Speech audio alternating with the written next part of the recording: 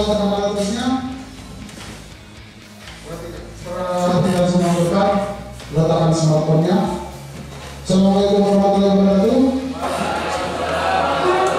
Ya, hari ini kita kembali belajar matematika, lanjutan dari materi kita pada minggu sebelumnya. Sebelum kita mulai pembelajaran, marilah kita berdoa. Semoga apa yang akan kita pelajari hari ini ada manfaatnya buat kita semua. Berdoa mulai. Oke, semuanya kita hari ini. Siapa yang tidak ada? Oh iya, beberapa ini sudah WA. Nah, sama seperti minggu lalu, hari ini juga adik-adik saya sudah bagi menjadi beberapa kelompok. Kelompok ini masih kelompok yang sebelumnya. Lalu saya juga sudah bagi lembar kerjanya yang harus adik-adik kerjakan di grup WhatsApp, dan juga sudah ada modul sebagai bahan belajar kita untuk pagi hari ini. Secara umum yang akan kita pelajari adalah begini.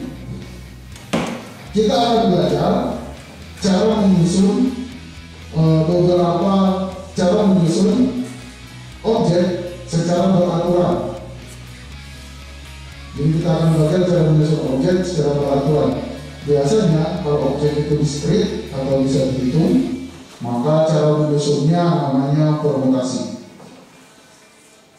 Identiknya namanya permutasi. Pada pertemuan yang lalu kemarin itu saya sudah sempat sampaikan tentang notasi faktorial. Bagaimana caranya membuat sebuah notasi faktorial, menghitung sebuah notasi faktorial. Nah, sebenarnya permutasi itu hampir sama dengan filling sort yang kita lakukan sebelumnya. Hampir sama. Hanya saja kalau permutasi menggunakan notasi faktorial. Pada dasarnya definisinya kira-kira begini. Ini ada saya coba kita di depan. Nah, definisinya kira-kira begini. Permutasi adalah banyak cara mengurutkan R elemen dari R elemen, di mana R besar 0, R kurang dari atau sama dengan N, dan R dan N anggota bilangan asli. Nah, lembar kerja ini, jadi tadi sudah dibagi per kelompok. Nanti masing-masing kelompok ada 2 soal di situ di lembar kerja itu yang harus diselesaikan. Nah, coba Anda bahas di kelompoknya. Boleh nanti menggunakan bahan belajar lain, misalkan modul atau cara di internet, kalau ada paketnya, cara menyelesaikan 2 soal yang ada. Masalahnya begini. Nah, ini. Pada suatu hajatan, Pak Arfan mengunggah 3 pejabat penting dan ingin mengatur pejabat-pejabat tersebut dalam satu meja makan yang melingkar. Oh, siklik ya. Untuk menghindari kecanggungan, Pak Arfan menyediakan 9 orang pendamping yang akan menemani para pejabat tersebut. Jika para pejabat itu dipisahkan paling sedikit oleh 2 orang pendamping, maka ada berapa banyak cara Pak Arfan mengatur tempat duduk di mejanya. Wah, saya kira itu perlu pemahaman juga ya, Anda memahami. Ini jelas siklik nih, karena tempatnya melingkar. Jelas dia permutasi dan jelas modelnya siklik. Hanya saja ada berapa orang yang di situ dan bagaimana cara mengaturnya. Coba silakan nanti dibahas di kelompoknya. Nanti saya kasih waktu 15 menit. Terus yang berikutnya, panitia lomba olimpiade matematika membuat nomor peserta yang disusun dari 3 angka, 1, 3, 3, 4, dan 7. Disusun dari 5 angka, 1, 3, 3, 4, dan 7. Jika nomor-nomor tersebut disusun berdasarkan kodenya, mulai dari yang terkecil sampai yang terbesar, jadi nanti susunnya dari terkecil sampai yang terbesar, maka nomor peserta 4, 3, 1, 3, 7 ada di urutan keberapa? Disusun dari yang paling kecil sampai yang terbesar, maka nomor peserta 4, 3, 1, 3, 7 berada di urutan berapa? Catatannya adalah kelima nomor angka tersebut harus digunakan. Jadi tidak boleh ada nomor peserta 41. Enggak. Kelima-limanya harus digunakan. Nah sekarang coba buka, silakan diskusikan kelompoknya, silakan buka bukunya, buka smartphone-nya, lihat sumber-sumber yang lain, dan bahas kedua masalah tersebut. Saya kasih waktu 15 menit, silakan.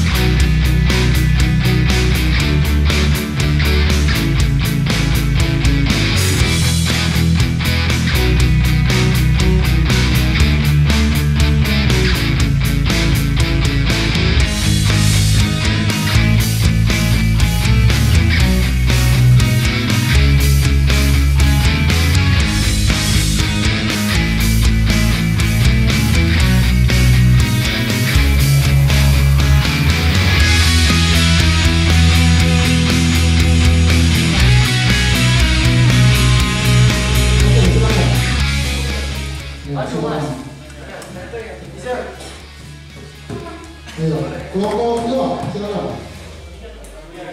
Oh, kelompok tiga dulu.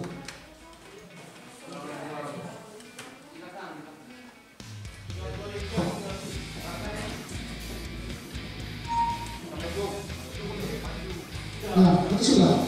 Tinggal komposisi 2 dan komposisi 3. Iya.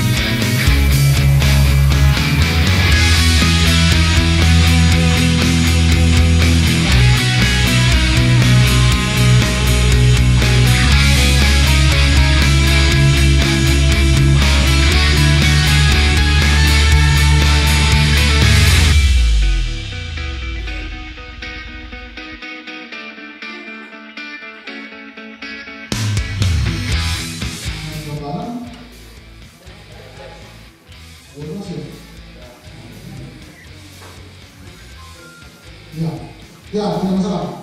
Kayaknya ada jawaban yang lain selain ini? Jawaban yang lain, berarti yang lain. Ini kelompok 1 sama. Kelompok 4 sama.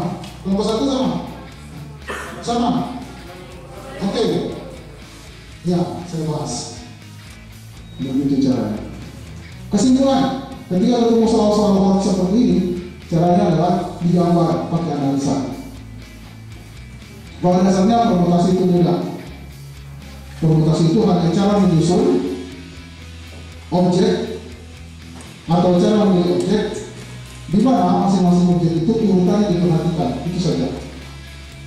Permutasi dibagi menjadi 4. Permutasi komponen berulang, P sama dengan N pangkat K. Permutasi komponen yang beda yang tidak berulang sama dengan apa namanya yang minggu lalu itu Phillips-Law, P sama dengan N faktorial dibagi N dikurang R faktorial. Permutasi siklik itu berarti permutasinya N dikurang 1 faktorial, terus permutasi dengan komponen yang sama, N faktorial dibagi dengan faktorial dari komponen-komponen yang sama. Begitu saja sebenarnya permutasi, tidak repot. Yang repot adalah menganalisanya. Contohnya kejadian seperti ini. Siklik kita tahu yang kurang 1, jadi kasusnya jangan bisa dulu. Nah, cara menghubungkan 4 komponen tadi bisa Anda baca di Google. Satu hal lagi, ada satu soal yang ada di LKPD yang belum dibahas, yang tentang mengurutkan tiket itu, ya. Nah, itu silakan dibuat jadi pekerjaan rumah, dibahas di rumah, nanti kesempatan berikut akan kita pelajari. Menurut Anda, rumit tak pembelajaran ini? Rumit? Oh tidak, itu saya yang rumit. Rumit? Sisi mananya yang rumit? Sisi mananya yang tidak mengerti bagian sederhananya? Kalau menurut Pak sih cuma satu yang ini. Itu kira-kira pembelajaran kita hari ini. Terima kasih banyak atas perhatiannya. Mudah-mudahan ada manfaatnya. Sebelum kita akhiri, mari kita berdoa. Semoga apa yang kita pelajari hari ini ada manfaatnya. Berdoa mulai.